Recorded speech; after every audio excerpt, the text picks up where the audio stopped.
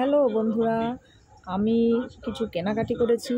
সামনে তো পয়লা বৈশাখ, তাই কিছু কেনাকাটি করেছি আপনাদের সাথে। তা আজ সবার সাথে শেয়ার করব। আপনারা দেখতে থাকুন আর কমেন্ট করে জানাবেন কীরকম হয়েছে। এই যে হারগুলো দেখতে পাচ্ছেন, এটা আমার শাশুড়ি মা দিয়েছে লালের ওপরে। এটাও আমার শাশুড়ি মা দিয়েছে। এই হারটা দিয়েছে আমার ভাইয়ের বউ।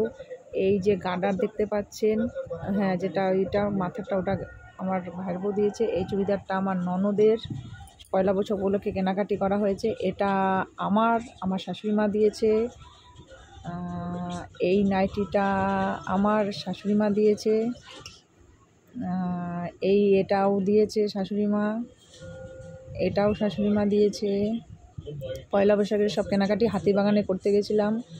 এটা আমার ভাইয়ের বউ দিয়েছে আমাকে শাড়ি নীল পুজোর জন্য।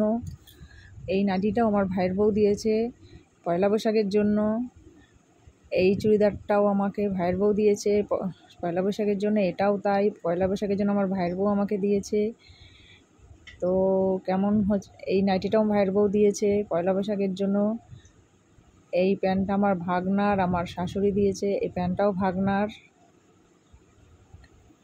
তো কেমন হয়েছে, এই প্যান্টটাও ভাগনার। আপনারা সব কমেন্ট করে জানাবেন আমাদের কেনাকাটিগুলো কেমন হয়েছে। এই শাড়িটা আমার শাশুড়ি মা নিজের জন্য কিনেছে। আর এটা আমার সবসময় পরার একটা জুতো, হাতিবাগান থেকে কিনেছি। হাতিবাগানে দেখলেই তো সব জিনিসের লোভ লাগে, মনে হয় কোনটা ছাড়ি আর কোনটা নিয়ে আসি। তো আপনারা কমেন্ট করে জানান যে আমাদের কেনাকাটিগুলো কেমন হয়েছে। সব আপনারা কমেন্ট করে জানাবেন এইগুলো কেমন হয়েছে, ভালো হয়েছে কি খারাপ হয়েছে। আপনারা তা কমেন্ট বক্সে জানান। লাইক, শেয়ার, সাবস্ক্রাইব করে দিন। Thank you.